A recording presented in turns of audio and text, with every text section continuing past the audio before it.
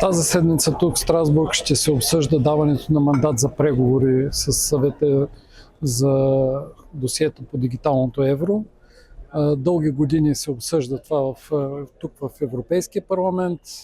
Аз като докладчик по становището в Комисията по граждански свободи, правосъдие и вътрешен ред работих точно в частта с защитата на личните данни, борбата с прането на пари и така нататък.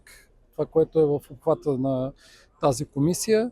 И мога да ви кажа, че много спекулации има с дигиталното евро. Нека първо да кажем, с приемането на дигиталното евро по никакъв начин няма да застрашим кеша. Парите в брой ще останат. По никакъв начин няма да се забрани разплащанията в брой и има изрични такива текстове в досието. Всякакви опити да бъде застрашени плащанията в брой отпаднаха от текстовете на парламента.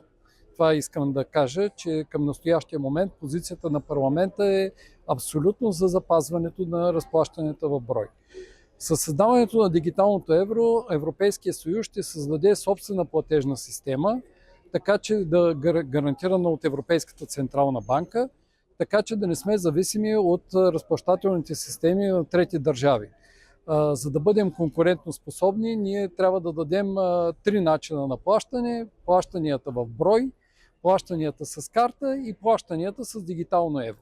Дигиталното евро ще има два варианта на плащане. Плащане онлайн и плащане офлайн. Като искам да кажа, че плащането офлайн на практика, когато доближа моя телефон до вашия и прехвърля 100 евро, ще оставя точно такава следа, каквато като ви подам една банкнота от 100 евро. С две думи ще бъдат напълно анонимни плащания. Разплащанията с дигиталното евро ще бъдат толкова добре защитени като лични данни, че даже Европейската централна банка ще има много минимална информация за тези плащания. Плащанията основно ще са в платежните посредници. С две думи те ще бъдат защитени така, както е защитена банковата тайна в момента и тя ще може да се разкрива тайната на плащанията само когато се касае за тежки престъпления. От тук нататък ние даваме просто една много по-голяма конкурентоспособност на европейската платежна система. Това не е криптовалута. Искам да кажа, тя ще е гарантирана от Европейската централна банка. Стойността на дигиталното евро ще е толкова, каквато е и стойността на еврото в брой.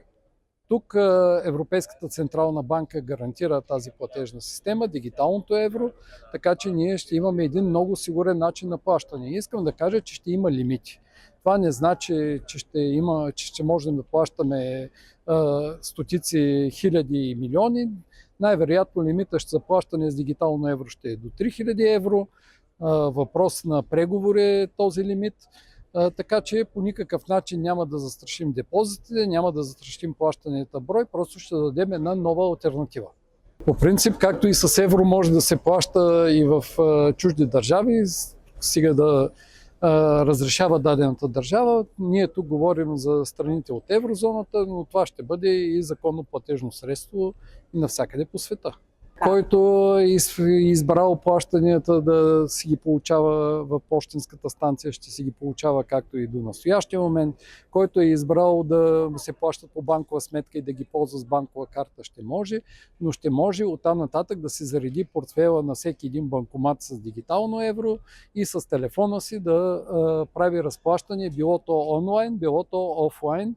Така че всичко това ще бъде по желание на дадения гражданин, какво да използва като начин на разплащане. Всичко се остава както и до настоящия момент.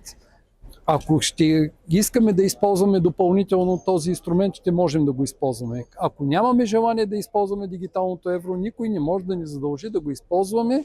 И когато говорим, ние говорим тук, може би за още доста години преговори, докато стигнем до въвеждане на дигиталното евро. Второ, ние даваме възможност то да бъде въведено с нормативна база. Оттам нататък, кога Европейската централна банка ще реши да въвежда това дигитално евро след приемане на това законодателство, също е решение, което може би ще отнеме доста години, защото трябва да имаме цялата дигитална инфраструктура за въвеждане на този платежен механизъм. От тук нататък, кога ще стигнем до преговори, кога ще стигнем до компромиси, от кога ще влезе в сила този нормативен акт и от кога Европейската централна банка след приемането му ще реши да въведе дигиталното евро, всичко това може да коства доста години напред. Не мога да прогнозирам към настоящия момент. Кеша ще остане, начините на разплащане, които са до момента, ще бъдат абсолютно валидни дълги години, така че дигиталното евро просто ще даде една допълнителна възможност и конкурентоспособност на държавите членки в Европейския съюз и разбира се по-ниски такси за гражданите.